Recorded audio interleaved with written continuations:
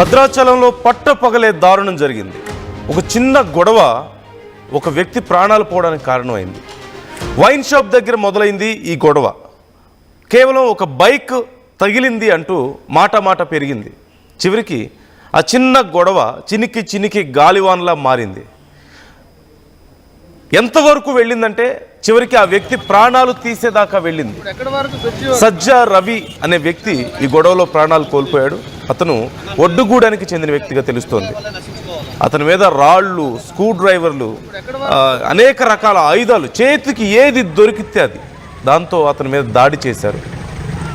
Bhadrachalam Rajupeta rowdy gang ఈ దాడికి పాల్పడినట్లుగా తెలుస్తోంది. ఘటనా స్థలికి ఇప్పటికే ఎస్పీ విక్రాంత్ కుమార్ సింగ్ చేరుకొని పర్యవేక్షిస్తున్నారు. భద్రాచలంలో శాంతి భద్రతలు క్షీణిస్తున్నాయి అంటూ కూడా చాలామంది ఆందోళన వ్యక్తం చేస్తున్నారు.